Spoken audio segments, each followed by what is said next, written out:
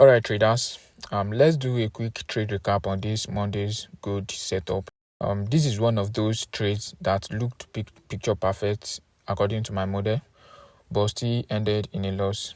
And it's actually a loss that I'll still take again.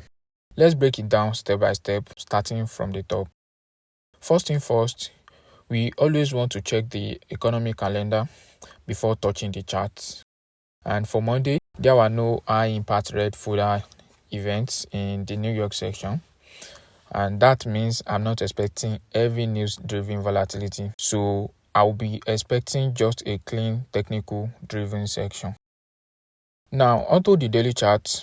Coming into the day, my bias was bullish, and here is why.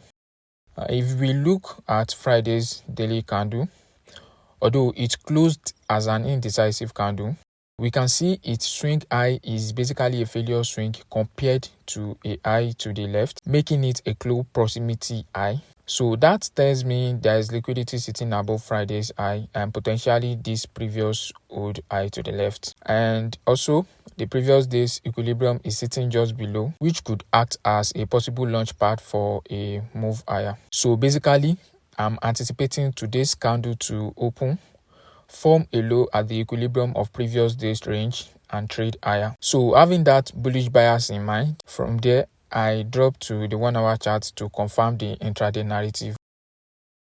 So during Asia, we opened and traded above the opening earlier to create a potential high of the day, then reversed and created a hourly bearish change in state of delivery, disrespecting the equilibrium of previous day. And coming into London, we saw price formed a small consolidation at the London Open, leaving equal highs before continue the trend to the downside. And by the time New York opened, we got a sweep of the section low and previous old low, which and in this case is a relevant low on the daily chart. This line that I marked out, that's a daily fair value gap low.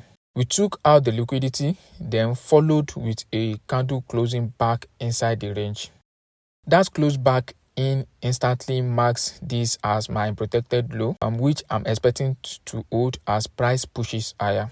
So basically, I'm viewing this as a New York reversal profile where Asia set the high early, London continued the move but did not reach any relevance level. New York traded into a relevance level and reacted. And if you look to the left, we have a failure swing at the London's high that could potentially be our target. Now, I dropped to the 5-minute chart to refine my entry. So right here, at exactly 8 a.m. New York opening time, we got a sharp drop that swept London's low and an old low to the left, qualified as a liquidity grab. And immediately after, I spotted a bullish change in state of delivery and I entered right here after a body closed above the down close candle that swept the low. My stop loss goes below the 8 a.m. low, and in this case, it's also the change in state candle low. I targeted the London section high for about 2 hours, and this trade ticked every single box in my model, starting from the daily bias to the intraday confirmation and entry signature. But the market had other plans.